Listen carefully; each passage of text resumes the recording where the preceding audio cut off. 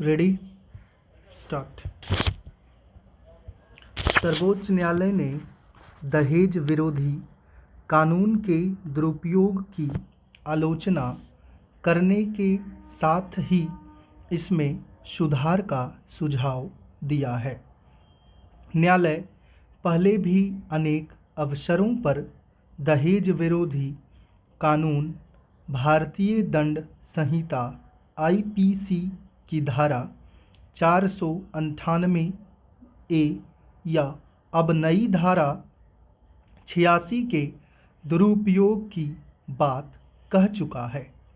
जाहिर है, न्यायिक स्तर पर भी यह बात छिपी नहीं है कि इस कानून का इस्तेमाल प्रतिशोध के लिए होने लगा है।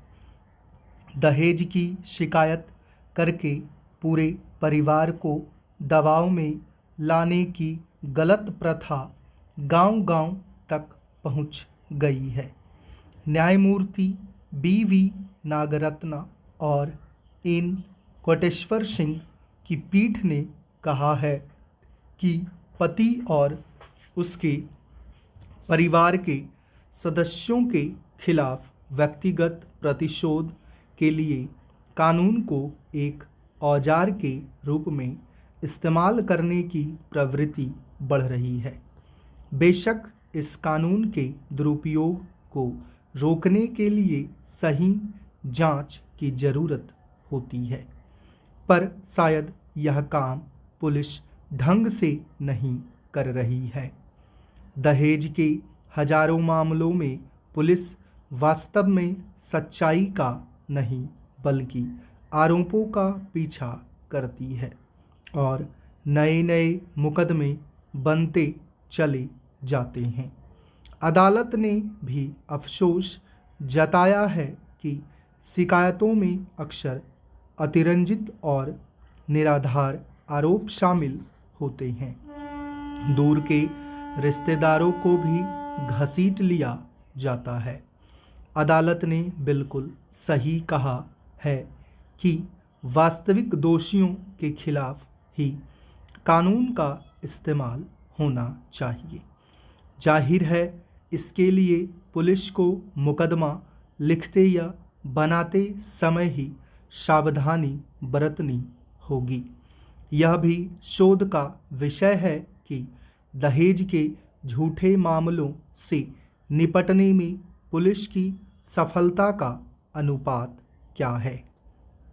दहेज के लेन देन को रोकना जरूरी है और इसी काम के लिए कानून को बहुत कड़ा बनाया गया है और महिलाओं को शिकायत व सुनवाई के लिए पूरी शक्ति प्रदान की गई है।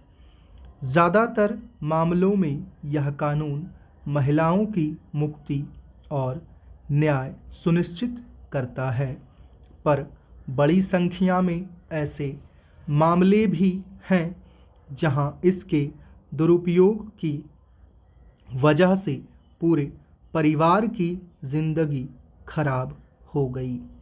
यह सर्वोच्च न्यायालय की प्रशंसा करनी चाहिए। दुरुपयोग की आलोचना के बावजूद न्यायालय ने यह भी कहा है कि हम एक पल के लिए भी यह सुझाव नहीं दे रहे हैं कि महिलाओं को चुप रहना चाहिए या ज़रूरत पड़ने पर आपराधिक कार्यवाही शुरू करने से बचना चाहिए। महिलाओं को समझना होगा कि यह कानून पति और उसके परिवार से बदला लेने के लिए नहीं बनाया गया है। कानून महिलाओं के साथ न्याय करने के लिए बनाया गया है, इसलिए नहीं कि महिलाएं इस अच्छे कानून के दम पर अन्याय का कारोबार शुरू कर दें। कोई आश्चर्य नहीं कि भारत में दहेज प्रताड़ना के 80% मामलों में आरोपी बरी हो जाते हैं। अदालतों ने पहले भी यह स्पष्ट किया है कि आरोपियों को तत्काल गिरफ्तार करने की जल्दी नहीं होनी चाहिए। जांच के बाद ही गिरफ्तारी की जाए। सर्वोच्च न्यायालय ने जिस मामले में ताज़ा व्यवस्था दी है उसमें भी अलग अलग शहरों में रहने वाले रिश्तेदारों व विवाहित बहनों को आरोपी बना दिया गया था।